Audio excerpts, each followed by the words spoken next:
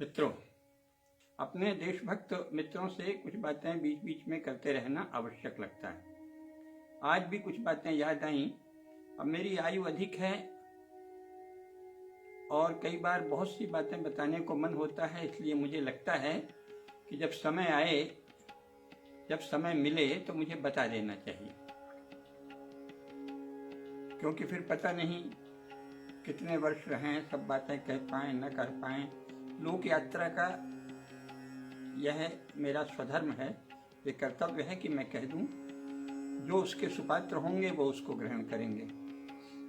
तो मुख्य बताना यह है कि बहुत सी बातों में हमारी नई पीढ़ी में जो गैर जानकारी है उसमें उनकी कोई योग्यता या पात्रता का कोई दोष नहीं है। भारत में अंग्रेजी शिक्षा लाई ही इसीलिए गई और अंग्रेजी में ज़्यादातर नेताओं ने और ज़्यादातर बड़े लेखकों ने और मीडिया ने सब मुख्य वैसे अंग्रेजी में इसीलिए शुरू की कि उनको अपने ही समाज से डर था। वो नहीं चाहते कि हमारा समाज सत्य को जाने। जो आधुनिक राजनीति है वो समाज की प्रतिनिधि राजनीति नहीं है, तो वो समाज से दुराव करके किसी तरह विधायिका पर काबिज होने की राजनीति है। उसमें से जो भले लोग थे,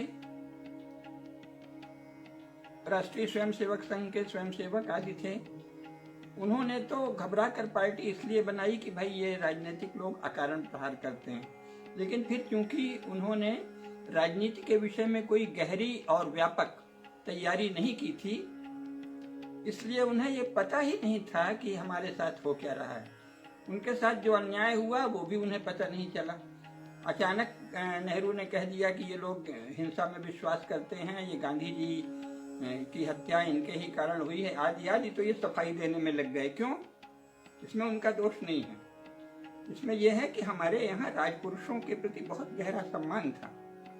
राजपुरुषों का सम्मान करना भारत की परंपरा रही है, भारतीय समाज की। जैसे धर्माचार्यों का सम्मान करना, विद्वानों का सम्मान करना, कवियों लेखकों आदि का भी सम्मान करना, अलग अलग अनुशासन के विद्वानों का सम्मान करना, धर्म के आचार्यों का परम आदर करना, परम श्रद्धा रखना और राजपुरुषों का भी गहरा आदर करना, ये जो परंपरा रही है उन्होंने उसे ही मान लिया, क्योंकि वो विदेशी विचारों के विषय में गैर जानकार थे। जो बंकिम चंद्र, श्री अरविंद आदि ने भारत माता की बात की थी, आनंद मठ में पहली बार वंदे मातरम लिखा गया, उससे जो देश में वातावरण बना अंग्रेजों के विरुद्ध, वो इतना ओजस्वी, इतना भावपूर्ण, इतना श्रेष्ठ था और उसमें जगदम्बा का ही एक रूप भारत माता को माना गया था। तो वह संस्कारी भारतीयों को इतना आकर्षक लगा कि सब ने उसको उत्साह से ग्रहण किया। सब उसके उत्साहपूर्ण गाने वाले, दोहराने वाले बन गए देशभक्ति के भाव से। अब उसके मर्म पर चिंतन कुछ नहीं हुआ और ये जो राजनेता अंग्रेजों से पावर का ट्रांसफर प्राप्त करके कई तरह की सौदेबाजियों के बाद आए, उन्होंने ये चालाकी की कि उन्होंने मान लिया कि साधारण जनता के लिए वो भाषा चलेगी वंदे मातरम की, भारत माता की, और असल में जो हमें शासन चलाना है, जो अंग्रेजों से संवाद करके हमने शासन पाया है, उसकी भाषा अलग होगी, वो अंग्रेजी में होगी। साधारण भारतीयों के लिए वो क्या होगा? कूट शब्द होगा, कूट भाषा होगी, संध्या भाषा होगी, प्रच्छन्न भाषा होगी, और इसलिए उन्होंने उसे चला दिया। तो जाहिर है कि ये लोग इतने वर्षों में लंदन आदि में पढ़कर काफी धूर्ततापूर्ण और कुटिल राजनीति के जानकार हो गए थे, जैसे अंग्रेज थे। जैसे अंग्रेजों ने छल पूर्वक ही यहाँ से पहले व्यापार किया, फिर सौदेबाजी की, दुनिया भर का किया, उस राजनीति से अवगत हो गए थे। और विश्व में जो नई राजनीति चल रही थी दोनों प्रकार की, दोनों ही छलपूर्ण थी, कम्युनिस्ट भी और ये ब्रिटिश साम्राज्यवाद भी। कम्युनिस्ट साम्राज्यवाद भी छल का साकार रूप है और ब्रिटिश साम्राज्यवाद भी था। तो उसको नहीं समझा। जैसे ही पावर का ट्रांसफर हुआ तो लोगों ने मान लिया कुछ भी हो, देशभक्त तो है ही नेहरू जी, गांधी जी आदि, तो वो उसके प्रभाव में आ गए। और जब नेहरू ने कुछ, ये आधुनिक राजनीति के नेता अभिनय में बहुत कुशल होते हैं, तो नेहरू जी ने जो मुद्रा उद्रा बनाई कि जैसे वो बड़े दुखी हैं, यद्यपि उनके बयान बहुत सधे हुए होते थे, उन्होंने संसद में जोसेफ स्टालिन नामक पादरी से कम्युनिस्ट बने व्यक्ति को जो श्रद्धांजलि दी, उसमें तो कहा कि हम स्टालिन युग के बेटे हैं। गांधी जी को जो श्रद्धांजलि दी उसमें कहा एक ज्योति थी जो बुझ गई, उसमें ये नहीं कहा कि हम गांधी युग के बेटे हैं। तो बड़ी चतुराई से वो अपनी स्थिति स्पष्ट कर रहे थे कि मैं गांधी का उत्तराधिकारी नहीं हूँ, मैं गांधी युग का बेटा नहीं हूँ, मैं स्टालिन युग का बेटा हूँ, मैं स्टालिन का अनुयायी हूँ। लेकिन भारत में प्रचार ऐसे कर दिया कि जैसे वो पंडित जी हैं और गांधी को मानते हैं, और दुनिया भर का झूठ छल फैला दिया। गांधी के नाम से भी बहुत झूठ और छल फैलाया। गांधी जी की एक दो कमजोरी थी, लेकिन वैसे गांधी जी भारतीय पदावली में ही बात करते थे, तो इसने उन सबको उलट दिया। तो अभी मूल बात यह है कि उसको नहीं जानने के कारण संघ वाले भी सफाई देने लगे, नहीं नहीं हम हिंसावादी नहीं हैं, नहीं नहीं हम भी शांतिवादी हैं, नहीं नहीं पंडित जी शांति के नाम पर थोड़ा गलत फहमी पाल रहे हैं, शांति ये नहीं होती वो होती है। अरे आप किससे बात कर रहे हैं?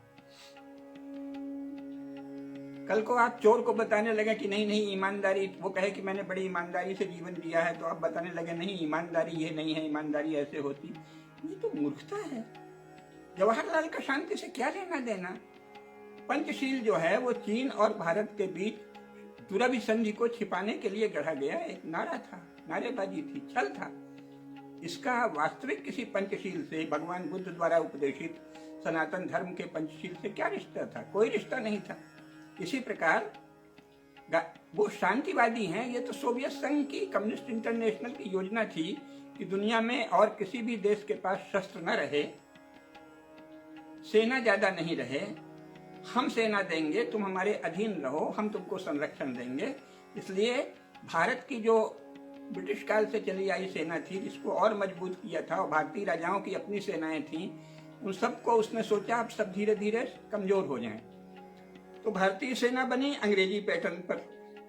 जो भारत के राजाओं की सेनाएं थीं उनका विघटन कर दिया गया या कहीं विलय कर दिया गया, और इसके बाद उस सेना को भी अधिक सशक्त, अधिक शक्तिशाली, अधिक शस्त्र संपन्न, अधिक सैन्य बल संपन्न न बनाया जाए। इसके लिए सोवियत संघ ने कहा कि हम हैं ना, हम हैं आपकी रक्षा के लिए, आप तो शांतिवाद का अभियान चलाइए। ये सब कम्युनिस्ट प्रेरित शांतिवाद था, ये संघ वालों को नहीं पता था, तो वो अपने को शांतिवादी दिखाने में लग गए। अब उसने कम्युनिस्ट नारेबाजी, स्लोगन्स, नारे, हम तो स्लैंग भी कहते हैं, ये सब प्रचारित कर दिए। गरीबी हटाओ, निरर्थक बातें, ये आजादी झूठी है, देश की जनता भूखी है। जैसे कि मानो देश की जनता क्यों भूखी है? हिंदू धर्म के कारण।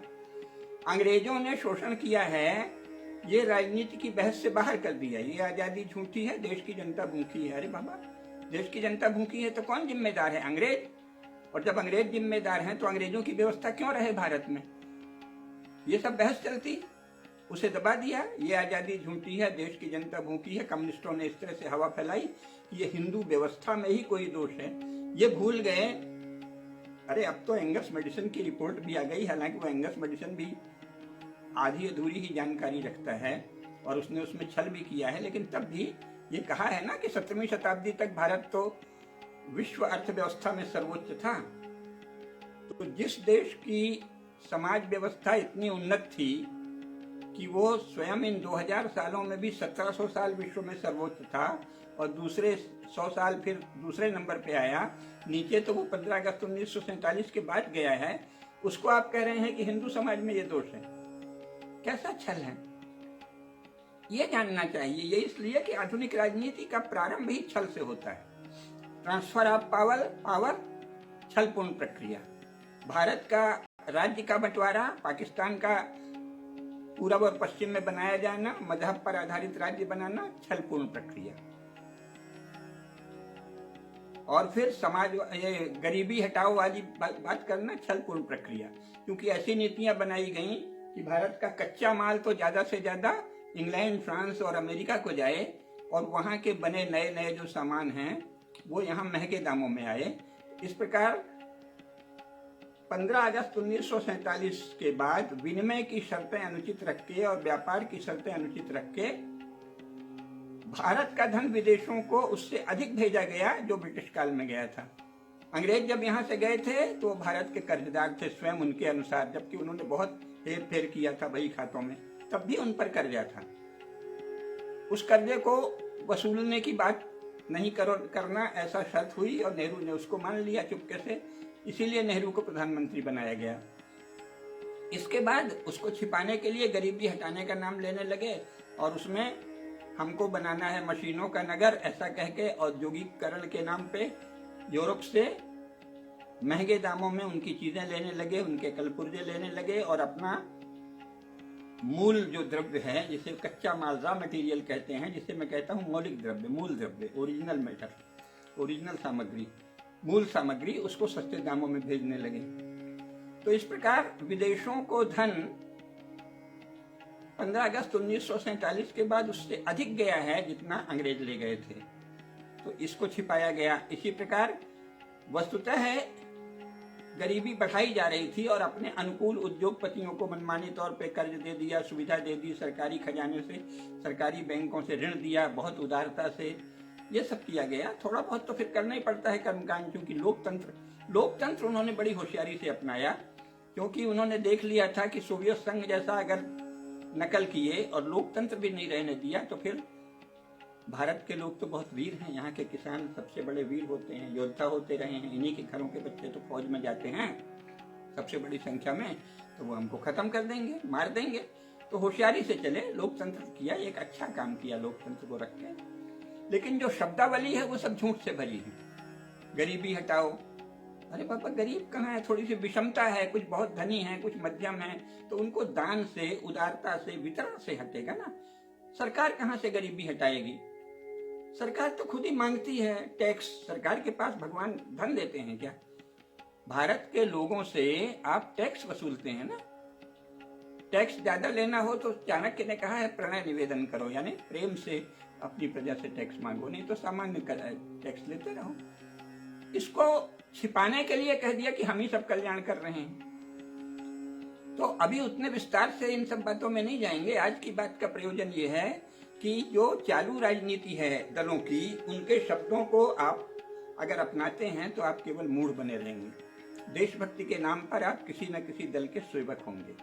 वर्तमान जो परिस्थिति है, क्योंकि राजनीति में कभी शून्य नहीं रहता, कभी भी शून्य नहीं रहता, राजनीति तो निरंतर छात्र धर्म है और रजोगुणी है ना, निरंतर क्रियाशीलता का है, तो राजनीति में शून्य कभी भी नहीं रहेगा। इसलिए सब दलों को अगर आप गाली दे के बैठ जाते हैं तो फिर आप भगवान का भजन करिए, देश का बाकी का कोई काम आप नहीं कर पाएंगे। इसलिए राजनीति में रुचि रखना चाहिए।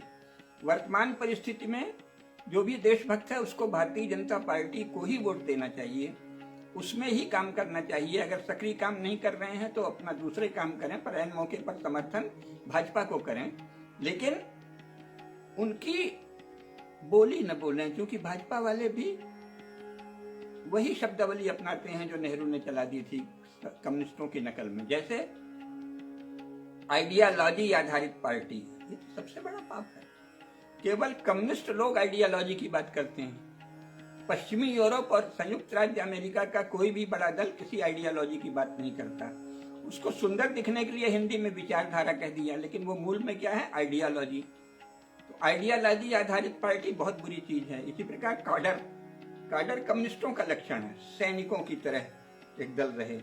तो राजनीतिक दल तो भारत के संविधान में क्या कहा गया है? अभिव्यक्ति की स्वतंत्रता है, हर व्यक्ति को अभिव्यक्ति की स्वतंत्रता है, विचारों की स्वतंत्रता है। इसलिए पार्टी कैसी होनी चाहिए? लोकतांत्रिक।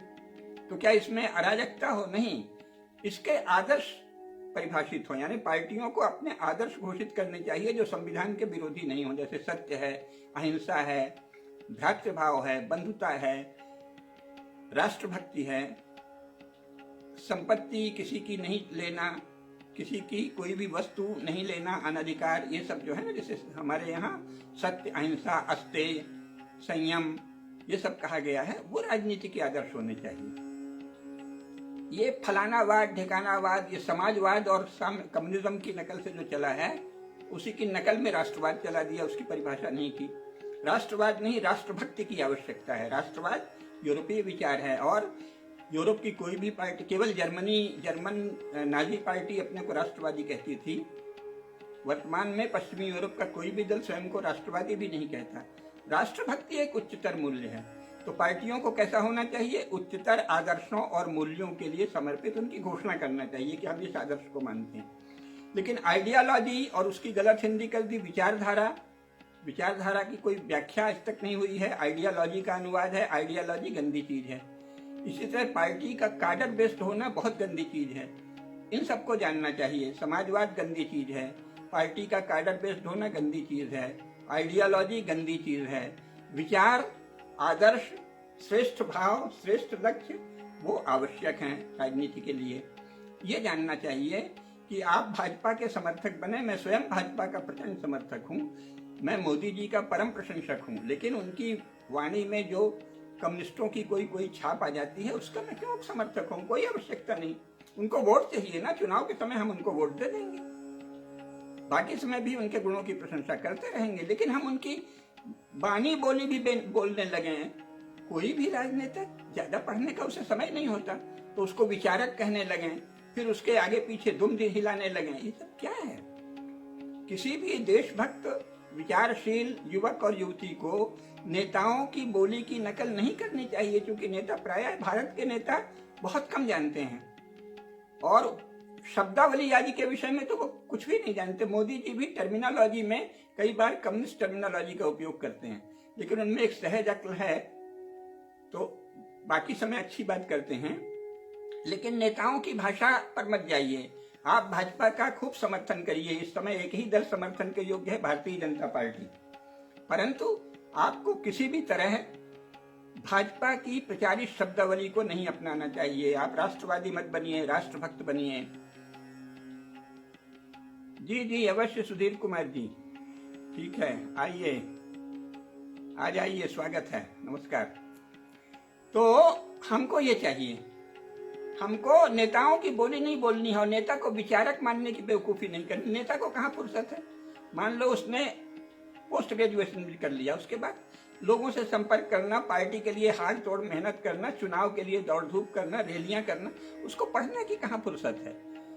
तो शब्दावली नेताओं की मत लें। अगर आप सच्चे हृदय से देशभक्त हैं तो शब्दावली नेताओं की न लें, पार्टी का समर्थन करें, भारतीय जनता पार्टी का प्रबल समर्थन करें, लेकिन भाजपा के नेताओं की बोली नहीं बोलें। और वो काडर की पार्टी है ये सब नहीं कहें, क्योंकि असंभव है। आप खुली आंख से देखें तो भाजपा में तरह तरह के मत हैं, तरह तरह के विचार हैं। एक नेता का कुछ विचार परस्पर विरोधी नहीं है, व्यक्तिगत स्वाधीनता है। बहुत सुंदर, बहुत अच्छा, विवेक पूर्वक हर आदमी अपना रखता है। इस बात में हमारा थोड़ा सा ये मत है, उसका हट के जरा सा भिन्न है। काडर में क्या होता है? काडर यानी सैनिक अनुशासन। काडर आधारित पार्टी में नेता बॉस होता है और बॉस क्या करता है? बॉस जो बोलेगा सब उसकी दुम हिलाते हैं, पूंछ हिलाते हैं। तो काडर बेस्ड जो पार्टी होती है उसमें काडर बुद्धिहीन होता है, वो विचार बंद कर देता है,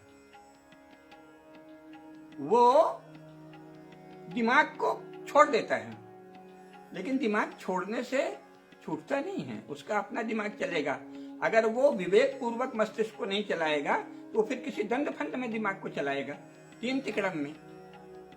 तो नेताओं की बोली बोलेंगे और जय हजूरी, आप विरोध मत करिए, लेकिन बोली अपनी बोलिए। अगर आप अपनी बोली बोलेंगे तो आप स्वतंत्र नागरिक की तरह आचरण करेंगे और स्वतंत्र नागरिक की तरह भाजपा का समर्थन करिए, स्वतंत्र नागरिक की तरह भाजपा को वोट दीजिए। ये जो यूरोपीय नकल में बने राजनीतिक दल हैं, इनसे प्रेरणा मत लीजिए, इनको पसंद कीजिए। जो अच्छा लगे उसे पसंद कीजिए, जो अच्छा न लगे उसे नापसंद कीजिए। ये आपके पसंद नापसंद की चीज है, आपके प्रेरणा की चीज नहीं है, क्योंकि किसी विचार से नहीं बने। बीच बीच में मैं फेसबुक में बाकी बातें बताता ही हूँ कि ये जो संविधान स्वयं में एक विचारधारा, संपूर्ण विचारधारा है, तो कायदे से किसी भी आइडियोलॉजी को मानने वाली पार्टी का रजिस्ट्रेशन ही नहीं होना चाहिए, काडर बेस्ड पार्टी का रजिस्ट्रेशन ही नहीं होना चाहिए। लेकिन वो अच्छा, भारत के संविधान में राजनीतिक पार्टी का कोई उल्लेख नहीं है, कोई उल्लेख ही नहीं है। लेकिन अनुच्छेद 224 का उपयोग करके निर्वाचन आयोग ने जो बनाया है पार्टियों के लिए नियम, उसमें एक दोष ये रह गया है कि ये नहीं कहा है, निर्वाचन आयोग को चाहिए कि भारतीय संविधान के अनुरूप उसमें संशोधन करें कि भारत में उसी पार्टी का रजिस्ट्रेशन होगा जो किसी आइडियोलॉजी की बात नहीं करेगी, जो संविधान को अपना आदर्श मानेगी और उसके विचारों और आदर्शों में से किसी को हम थोड़ा ज्यादा प्रचारित करेंगे, ये कह देगी, कोई दूसरे की थोड़ा कम कर सकता है। लेकिन संविधान में स्वयं ही घोषित आदर्श हैं जिनमें समानता, भ्रातृभाव, राष्ट्रभक्ति, सत्यनिष्ठा, ये सब संविधान में परिभाषित विचार हैं। इनके बाद किसी आइडियोलॉजी की जरूरत नहीं है। आइडियोलॉजी के नाम पे पार्टी कार्यकर्ताओं को गुलाम की तरह बना दिया जाता है काडर पर, वो ठीक नहीं है। और उस पर अगर आप राजनीतिक रूप से जागरूक हैं तो सक्रिय होइए और ये वातावरण बनाइए और अति में मत जाइए। हम भाजपा का समर्थन करेंगे, ये बार बार स्पष्ट कर दीजिए, लेकिन इसके बाद हम सत्यनिष्ठ रहेंगे, हम धर्मनिष्ठ रहेंगे, हम राष्ट्रभक्त रहेंगे, राष्ट्रवादी नहीं। सनातन धर्म का पालन हो राज्यकर्ताओं द्वारा, इसमें संविधान बिल्कुल बाधक नहीं है। ये मैंने अपने कई वीडियोज में बताया है, आप जान लीजिए। तो भारत के शासक अगर सनातन धर्म का पालन नहीं कर रहे हैं, अगर सनातन धर्म को राज धर्म नहीं बना रहे हैं, तो ये उनका दोष है, नेताओं का दोष है, चाहे वो भाजपा ही क्यों न हो। जैसा मैंने बताया है, वो ये घोषित कर सकते हैं कि हम सार्वभौम मूल्यों को नागरिकता का आदर्श मानते हैं।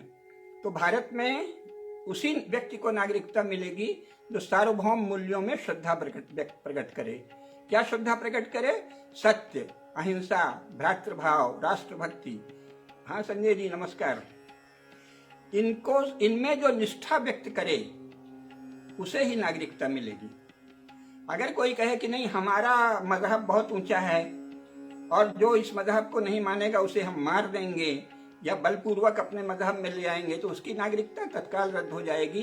अगर आप ये कह दें कि यूनिवर्सल वैल्यूज, सार्वभौम मूल्य, सत्य, अहिंसा, आस्तेय आदि हमारे आदर्श हैं, तो सही। और ये हिंदू शब्द मत बोलिए, कोई जरूरत नहीं है, आप सार्वभौम मूल्य बोलिए, सार्वभौम जीवन आदर्श बोलिए, उससे हमारा प्रयोजन भी सिद्ध हो जाएगा और विश्व में कोई कहेगा भी नहीं, कहना हम तो भाई यूनिवर्सल वैल्यू मानते हैं, सत्य, अहिंसा, भ्रातृभाव, राष्ट्रभक्ति, परस्पर प्रेम, कोई किसी के मत या पंथ की निंदा नहीं करे, कोई ये नहीं करे कि हम दूसरे को अपने पंथ में लाएंगे, अपने मत में लाएंगे, अपने मजहब में लाएंगे, अपने रिलीजन में लाएंगे। गांधी जी ने तो ईसाइयों की सभा में ये कहा था, ईसाई पादरियों की सभा में, कि अगर तुम अकेले में भी ये प्रेयर करते हो कि हे भगवान, हमारा जो पड़ोसी है जो अभी क्रिश्चियन नहीं बना है, उसके हृदय में आप अपना जीसस का प्रकाश भर दो, तो ये हिंसा है। ये गांधी जी का वक्तव्य है कई बार, क्योंकि तुम उसका धर्म छीनना चाहते हो। यानी मारना नहीं, काटना नहीं, दबाव डालना नहीं, लोभ देना नहीं, केवल कामना करना कि ये हिंदू जो है वो ईसाई बन जाए, ये स्वयं हिंसा है। ये गांधी जी के अनुसार है।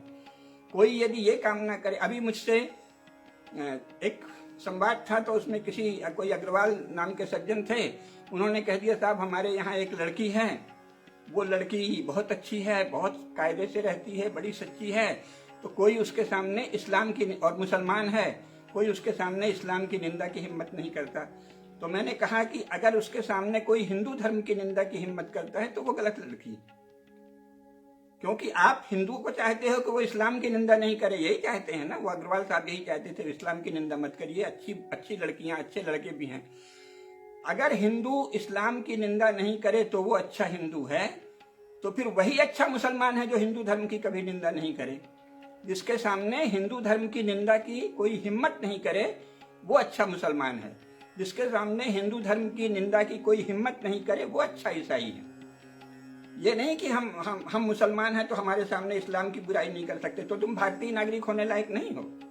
जब तुम कहोगे कि हमारे सामने हिंदू धर्म की भी निंदा नहीं हो, क्योंकि ये बहुसंख्यकों का धर्म है, इनके कारण ही भारत में लोकतंत्र है, हम इनकी ही छत्र छाया में रह रहे हैं, ऐसा जब आप कहेंगे और हिंदू धर्म का सम्मान करेंगे, तभी आप भारत के नागरिक होने के लायक हैं, और तब आपको इस्लाम मजहब भी सार्वभौम मूल्यों के अनुशासन में उसका पालन करने की पूरी छूट होगी। तो सार सबका ये है कि हम अपने विचारों को स्वतंत्र रखें, तेजस्वी रखें। नेता बेचारे विचारक नहीं होते, नेताओं को विचारक कहना बंद कर दीजिए अगर आप में तनिक भी सत्यनिष्ठा है, और नेताओं की शब्दावली गुलामों की तरह मत अपनाइए। आप स्वतंत्र देश के नागरिक हैं, मैंने कहा ना, मैं तो छाती खोल के भाजपा का समर्थक करता हूँ, भाजपा का परम समर्थन हूँ, लेकिन भाजपा की शब्दावली से मुझे कोई मतलब नहीं। अगर मोदी जी भी कम्युनिस्ट शब्दावली बोलते हैं तो मैं उसका विरोध करता हूँ। तो सनातन धर्म यानी यूनिवर्सल वैल्यूज भारत के राज्य का आदर्श बने, भारत की नागरिकता की अनिवार्य शर्त यूनिवर्सल वैल्यूज बने, सत्य, अहिंसा, बंधुता, राष्ट्रभक्ति, प्रेम, मैत्री, सबके प्रति प्रेम, बहुसंख्यक समाज के प्रति प्रेम तो उसमें शामिल है ना। आपको हिंदू धर्म से प्रेम नहीं है तो फिर आप भारत में नागरिक कैसे हो सकते हैं? तो और इसमें कोई बाधा नहीं है, संविधान इसमें पूरी व्यवस्था देता है, पूरी छूट देता है। आप में से जो लोग पहले से मुझे जानते हैं वो जानते होंगे कि मैं कह रहा था कि धारा 370 को हटाने में कोई समस्या नहीं, ये मैं 30 वर्ष से कह रहा था। और सब कह रहे थे धारा 370 हटी तो खून खराबा हो जाएगा, ये हो जाएगा, वो हो जाएगा। और अमित शाह जी और मोदी जी आए और यूं हटा दिया, कुछ भी नहीं हुआ। इसी तरह भारत में यूनिवर्सल वैल्यूज सत्य, अहिंसा और प्रेम, राष्ट्रभक्ति, भाईचारा, इनको मानने वाले को ही नागरिक रहने का अधिकार है। बाकी लोगों को हम मारेंगे नहीं, भगाएंगे नहीं, ये सब फालतू की बातें बंद हो। कोई हिंदू किसी को नहीं मारता, चींटी को तो मारता नहीं, लेकिन उसे नागरिक अधिकार नहीं मिलेंगे। उसे यहाँ रोटी, कपड़ा, मकान की सामान्य सुविधा रहेगी, मेहनत करे, कमाए, लेकिन उसको वोटिंग राइट नहीं होगा, उसको नागरिकता के कोई अधिकार नहीं रहेंगे। उसको सामान्य मनुष्य जैसे कोई प्रवासी होता है, विदेशी होता है, उतने अधिकार रहेंगे। तो भारत में नागरिकता उसी को प्राप्त होना चाहिए जो स्वाधीन है, जो सत्य, अहिंसा, प्रेम, भाईचारा और राष्ट्रभाव को मानता है, जो सार्वभौम मूल्यों पर, यूनिवर्सल वैल्यूज पर श्रद्धा रखता है, वही भारत का नागरिक होने का अधिकार है। ये संविधान के अनुरूप है। संसद में एक इसका संशोधन करने की आवश्यकता है और भारत के शासकों को इसका पूरा अधिकार प्राप्त है। अगर भारत के शासक ये नहीं कर रहे हैं तो ये उनकी इच्छा है। और जो पार्टियों के कार्यकर्ता चाटुकारिता करके कहते हैं क्या करें, संविधान बाधा है, वो कृपा करके ये पाप न करें। संविधान किसी काम में बाधा नहीं है। संविधान भारत में धर्म की प्रतिष्ठा में बिल्कुल बाधक नहीं है। संविधान सार्वभौम मूल्यों को नागरिकता की शर्त बनाने में बिल्कुल बाधा नहीं है और विश्व भी बाधा नहीं है। सारा विश्व आपका स्वागत करेगा कि एक पहल भारत ने की है। सत्य, अहिंसा, प्रेम, भाईचारा और राष्ट्रभक्ति, इनको मानना भारत का नागरिक होने की अनिवार्य शर्त है। इसमें संविधान कहीं बाधक नहीं है। तो ये बताना है। आज मैं थोड़ा थोड़ा ही बताया करेंगे क्योंकि ताकि आप लोग इन गहरी बातों में से एक एक टुकड़े को समझ जाएं। तो आज इतना ही बताना है कि आप भाजपा का समर्थन करिए, परंतु भाजपा के नेताओं की शब्दावली बिल्कुल मत बोलिए। वो यूरोपीय राजनीति के विषय में कुछ भी नहीं जानते। व्यवहार में सब जानते हैं, जब प्रधानमंत्री बन गए, बड़े हो गए तो सब जगह जाते हैं। बहुत सुंदर मोदी जी प्रधानमंत्री के रूप में बहुत सुंदर आचरण कर रहे हैं, पर वो कोई विचारक नहीं है। तो आप उनकी शब्दावली मत बोलिए। आप राष्ट्रवादी मत बनिए, राष्ट्रभक्त बनिए। आप भारत की नागरिकता के लिए सत्य, अहिंसा, प्रेम, भाईचारा और राष्ट्रभक्ति अनिवार्य हो, यूनिवर्सल वैल्यूज अनिवार्य हो, इसकी मांग करिए। स्वतंत्र रहिए। नेताओं को वोट दीजिए ना, नेता को वोट ही चाहिए आपसे। बाकी आप फालतू, जैसे आडवाणी जी ने कहा था लोकतंत्र में, मीडिया के लिए कहा था आपातकाल के बाद कि भाई आपसे जरा झुकने कहा गया था तो आप तो रेंगने लगे। तो इसी तरह पार्टी कोई भी, भाजपा भी, कोई भी पार्टी जो सत्ता में है वो आपसे रेंगने नहीं कह रही है। आप उनका आदर करिए, उनका सम्मान करिए, कभी उनको कटु शब्द नहीं बोलिए और जो अच्छी पार्टी लगती है उसको चुनाव में वोट दीजिए। लेकिन आपके वो गुरु नहीं हो गए हैं, आप उनके चेले मत बन जाइए, उनकी शब्दावली मत बोलिए। अपना स्वतंत्र व्यक्तित्व रखिए, जो व्यक्तित्व जो भारत की भाषा है, जो सनातन धर्म की भाषा है, जो हिंदू धर्म की भाषा है, उसको सीखिए, उसको बोलिए, तभी आपका भारतवर्ष में जन्म लेना सार्थक है। नमस्कार। वंदे मातरम।